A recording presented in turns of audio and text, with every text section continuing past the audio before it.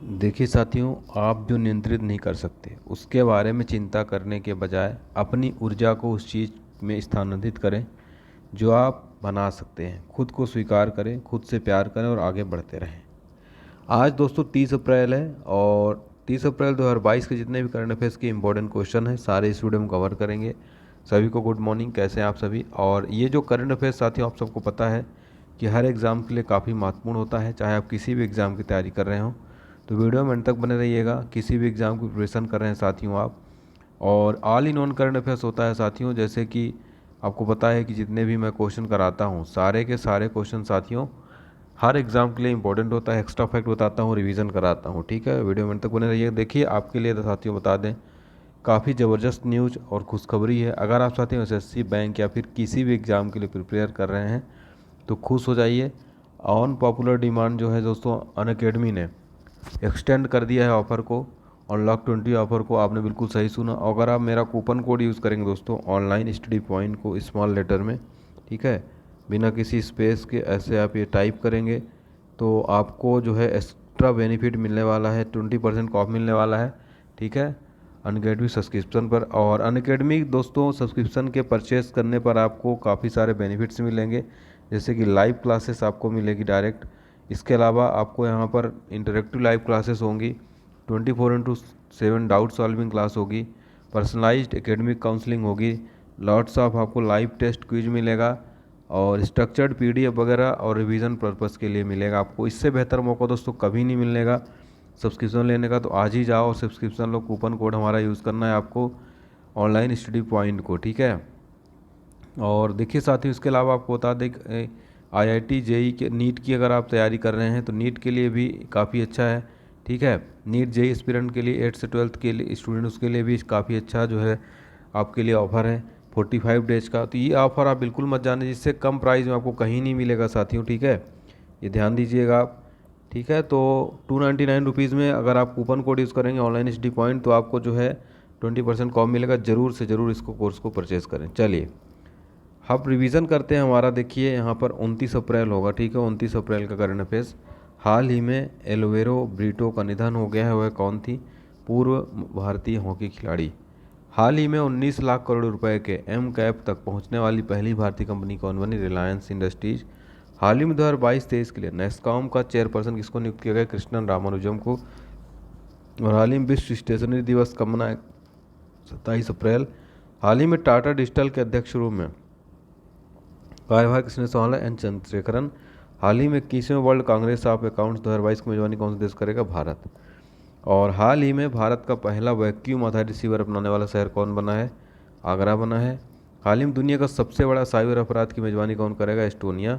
हाल ही में भारत ने किस देश के साथ ट्रांसमीटर इंटर कनेक्शन स्थापित करने का प्रस्ताव रखा है? मालदीव। हाल ही में वीणा पाणी मोहंती निधन में कौन थी? लेखिका थी। क्वेश्चन नंबर फर्स्ट देखते हैं अब आज का करंट अफेयर्स 30 अप्रैल का। हाल ही में गगन सिस्टम का उपयोग करने वाली पहली एयरलाइन कौन बन गई है? इंडिगो बन गई है दोस्तों, गगन सिस्टम को उपयोग करने वाली पहली एयरलाइन। सबसे पहले तो आपको देखिए गगन का फुल फॉर्म पता होना चाहिए। गगन का पूरा नाम है क्या? जीपीएस एडेड जियो ऑग्यूमेंटेड नेविगेशन। तो भारत की पहली ऐसी एयरलाइन कंपनी बन गई जिसने सैटेलाइट पर आधारित लैंडिंग सिस्टम का इस्तेमाल करके विमान को सफलतापूर्वक लैंड कराया है। आपको बता दें कि यह भारत के लिए सबसे बड़ी उपलब्धि है, क्योंकि इस सफल लैंडिंग के बाद अब भारत एशिया का पहला देश बन गया जिसके पास यह जो टेक्निक स्थिति मौजूद है। आपको बता दें कि इस तकनीकी को एयरपोर्ट अथॉरिटी ऑफ इंडिया और Indian space research organisation ISRO ने जो है दोनों ज्वाइंट रूप से इसको डेवलप किया है।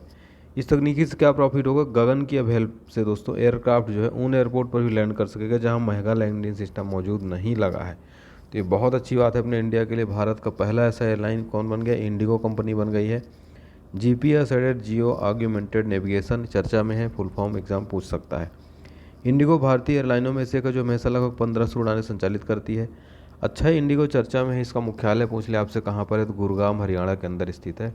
27 जुलाई 2006 को इंडिगो के पहले विमान की डिलीवरी हुई थी और इसके सीईओ रोनोजॉय दत्ता हैं इसके सीईओ, ठीक है। अब देखिए यहाँ पर भारत में प्रथम से रिलेटेड बात हो रही है। तो जैसे कि भारत में 5 अंतर्राष्ट्रीय एयरपोर्ट वाला देश का पहला राज्य कौन बन गया है? उत्तर प्रदेश। देश का पहला खिलौना निर्माण क्लस्टर कहाँ बनेगा? ये बनेगा कहाँ? कर्नाटक के अंदर, ठीक है। भारत का पहला चलता फिरता सिनेमा घर कहाँ पर खुल रहा है दोस्तों? ये कहाँ खुल रहा है? लद्दाख के अंदर। भारत का पहला अनाज एटीएम कहाँ खुला है दोस्तों? ये खुला है गुरुग्राम के अंदर। ट्रांसजेंडर के लिए नौकरी में आरक्षण वाला पहला राज्य कौन बन गया है? बहुत इंपॉर्टेंट क्वेश्चन है, कर्नाटका बन गया है। और भारत का पहला आंधी तूफान अनुसंधान केंद्र कहाँ खुला है? ओडिशा के अंदर। भारत का पहला वाटर प्लस शहर कौन बना है? मध्य प्रदेश इंदौर बना है। तो ये भारत में प्रथम से रिलेटेड मोस्ट इंपॉर्टेंट क्वेश्चन, जहाँ से एक प्रश्न तो पक्का पूछा जाता है। हाल ही में अनुसूचित जाति के दूसरी बार से अध्यक्ष कौन बन गए हैं? नियुक्तियों से रिलेटेड क्वेश्चन है, इसलिए क्वेश्चन वेरी वेरी इंपॉर्टेंट है। तो विजय सांपाल को हाल ही में अनुसूचित जाति का दूसरी बार अध्यक्ष जो है बना दिया गया है। उन्होंने फगवाड़ा से पंजाब विधानसभा चुनाव लड़ने के लिए इस्तीफा दे दिया था। ठीक है, तो पंजाब विधानसभा चुनाव से पहले सांपला ने आयोग का चेयरमैन पद से इस्तीफा दे दिया था। उन्होंने फगवाड़ा विधानसभा क्षेत्र से चुनाव लड़ा लेकिन हार गए। इसके बाद केंद्र सरकार ने उन्हें फिर से राष्ट्रीय अनुसूचित जाति आयोग का चेयरपर्सन नियुक्त कर दिया है। अब यहाँ पर नियुक्तियों से रिलेटेड बात हो रही है, तो इंटरनेशनल और नेशनल नियुक्तियाँ जो एग्ज़ाम में पूछी जा सकती है आपके आने वाले टाइम में। तो पाकिस्तान के नए प्रधानमंत्री चर्चा में बने थे, शहबाज शरीफ नाम है। हाल ही में आईएलओ के अध्यक्ष बने गिलबर्ट होंगवे। सीबीएसई जो कि काफ़ी चर्चा में, विनीत जोशी इसके नए अध्यक्ष हैं। टीसीएस के नए सीईओ बने आर गोपीनाथन। और इरडा के नए चेयरमैन बने देवाशीष पांडा। ऑयल इंडिया के नए अध्यक्ष कौन बन गए हैं? रंजीत रथ बनाया गया है। महत्वपूर्ण चर्चित नियुक्तियां हैं, एग्जाम में पूछी जाती है। क्वेश्चन नंबर 3 है, प्रधानमंत्री मोदी जी ने हाल ही में किस राज्य में एक कैंसर उपचार केंद्र का उद्घाटन किया है? तो असम यहाँ सही जवाब हो जाएगा। मोदी जी ने कैंसर उपचार केंद्र का उद्घाटन कहाँ किया है? असम के अंदर किया है। तो इसका जो है उपचार डिब्रूगढ़ में, असम के डिब्रूगढ़ में किया गया। इसका निर्माण केंद्र राज्य सरकार टाटा ट्रस्ट के संयुक्त उपक्रम असम कैंसर केयर फाउंडेशन ने किया है। डिब्रूगढ़ का यह केंद्र ACCF द्वारा विकसित किए जा रहे 17 चिकित्सा केंद्रों में शामिल है। जापान के नए प्रधानमंत्री बने हैं फूमियो किशिदा। फ्रांस के नए राष्ट्रपति कौन बने हाल ही में? Emmanuel Macron. इजरायल के हाल ही में नए प्रधानमंत्री कौन बने हैं? नप्ताली बेनेट।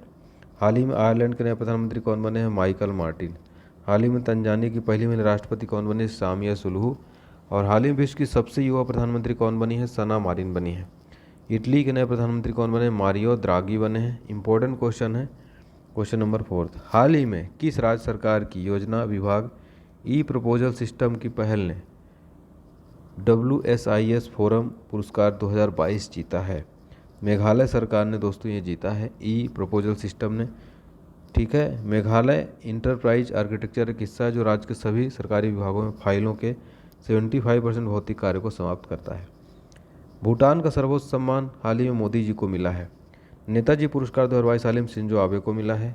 हाल ही में रतन टाटा असम वैभव पुरस्कार मिला रतन जी को। ठीक है, और अंबेडकर पुरस्कार 2022 हाल ही में हर्षाली मल्होत्रा को मिला है। लीडरशिप अवार्ड 2022 हाल ही में सोनू सूद को मिला है। ज्ञानपीठ पुरस्कार हाल ही में दामोदर मौजो को मिला है। 5वां क्वेश्चन, हाल ही में संयुक्त राष्ट्र पर्यावरण कार्यक्रम ने champion of the earth life time achievement award से किसे सम्मानित किया है? तो ये दिया है दोस्तों सर डेविड एटनबरो को। हाल ही में संयुक्त राष्ट्र पर्यावरण कार्यक्रम ने champion of the earth life time achievement award. ठीक है, संयुक्त राष्ट्र पर्यावरण कार्यक्रम ने सर डेविड एटनबरो को champion of the earth life time achievement award सम्मानित किया है। वो जीव विज्ञानी, प्राकृतिक इतिहासकार और जाने माने ब्रॉडकास्टर हैं। यह पुरस्कार उन्हें प्रकृति की सुरक्षा, संरक्षण के लिए रिसर्च, डॉक्यूमेंटेशन और एडवोकेसी के प्रति समर्पण के लिए दिया गया है। इसकी स्थापना की बात करें, संयुक्त राष्ट्र पर्यावरण कार्यक्रम 1972 में, मुख्यालय नैरोबी केन्या में है। कार्यकारी निदेशक इंगर एंडरसन डेनमार्क के हैं। ठीक है, देखिए आज के ब्रेकफास्ट करने पर देखेंगे चर्चित महिलाएं। पहली महिला चेयरपर्सन सेल की बनी सोमा मंडल। देश की सबसे युवा मेयर बनने वाली महिला कौन बनी है? आर्या राजेंद्रन। पहली महिला अध्यक्ष कौन बनी हाल ही में नेस्कॉम की? तो वो बनी है रेखा एम मेनन। भारत की सबसे युवा महिला पायलट कौन बनी है? आयशा अजीज बनाई गई हैं। हाल ही में किस प्रदेश की ग्राम पंचायत पल्ली को देश की पहली कार्बन न्यूट्रल पंचायत घोषित किया गया है? जम्मू कश्मीर। ठीक है, तो जम्मू कश्मीर जो है ग्राम पंचायत पल्ली को देश की पहली कार्बन न्यूट्रल पंचायत घोषित किया गया है। जम्मू की पहली पंचायत बनेगी देश की पहली कार्बन न्यूट्रल पंचायत। इसके लिए 500 किलोवाट की क्षमता वाला संयंत्र स्थापित किया जा रहा है। ठीक है, बहुत इंपॉर्टेंट क्वेश्चन है ये। किसने बनाया है? केंद्रीय विज्ञान और प्रौद्योगिकी मंत्रालय ने वैज्ञानिक और औद्योगिक अनुसंधान विभाग के तहत इसको जो है संयंत्र को स्थापित किया गया है। देखिए, भारत और विश्व पहला 2022 में देखेंगे UPI अपनाने वाला विश्व का पहला देश कौन बना है? नेपाल। ऊँटों के लिए दुनिया का पहला होटल बना है सऊदी अरब में। हाल ही में भारत ने पहला बुलेट ट्रेन कहाँ स्टेशन खोला है? सूरत के अंदर। भारत का पहला केबल रेल ब्रिज कहाँ बनेगा? जम्मू कश्मीर में। भारत की पहली स्टील सड़क कहाँ खुलेगी? गुजरात के अंदर। भारत का पहला भूवैज्ञानिक पार्क कहाँ खुलेगा? जबलपुर में। भारत की पहली डिजिटल न्याय घड़ी कहाँ खुलेगी? गुजरात में। भारत का पहला हेली हब कहाँ बनेगा? गुरुग्राम में। 1000 वनडे मैच खेलने वाली विश्व की पहली टीम कौन बनी है? इंडिया बनी है। ठीक है। हाल ही में किस राज्य सरकार ने देसी गाय पालने वाले किसानों को प्रतिमाह 900 रुपये देने की घोषणा की है? तो मध्य प्रदेश सरकार ने हाल ही में जो है देसी गाय पालने वाले किसानों को प्रतिमाह 900 रुपये देने की घोषणा की है। ठीक है। यह घोषणा मुख्यमंत्री शिवराज सिंह चौहान ने नीति आयोग की कार्यशाला में की है। ठीक है। यह प्रदेश में प्राकृतिक खेती के लिए देसी गाय पालने वाले किसानों को शिवराज सरकार 900 रुपये महीना देगी। यह घोषणा मुख्यमंत्री शिवराज सिंह चौहान नीति आयोग की कार्यशाला में की है। इसका गठन इसका मध्य प्रदेश की बात करें तो 1 नवंबर को गठन हुआ था। राजधानी भोपाल है। सीएम शिवराज सिंह चौहान, राज्यपाल मंगू भाई छगन भाई पटेल है। राज्यों की योजनाओं की रिलेटेड बात करें, माँ की रसोई योजना हाल ही में पश्चिम बंगाल ने शुरू किया है। लाडली लक्ष्मी योजना किस राज्य की? मध्य प्रदेश की। स्मार्ट ब्लैक बोर्ड योजना है तमिलनाडु की। और बाल श्रम विद्या योजना है यूपी की। मुख्यमंत्री किसान मित्र योजना राजस्थान की। मेरा काम मेरा मान योजना पंजाब की है। हाल ही में किस संगठन ने बैटरी स्वैपिंग नीति का मसौदा जारी किया है? तो नीति आयोग ने दोस्तों हाल ही में जो है बैटरी स्वैपिंग नीति मसौदा जारी किया है।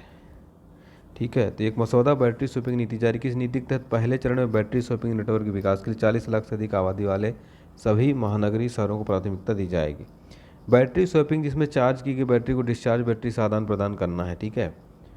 नीति आयोग का गठन हुआ था 1 जनवरी 2015 को योजना आयोग स्थान पर। इसका मुख्यालय नई दिल्ली में है।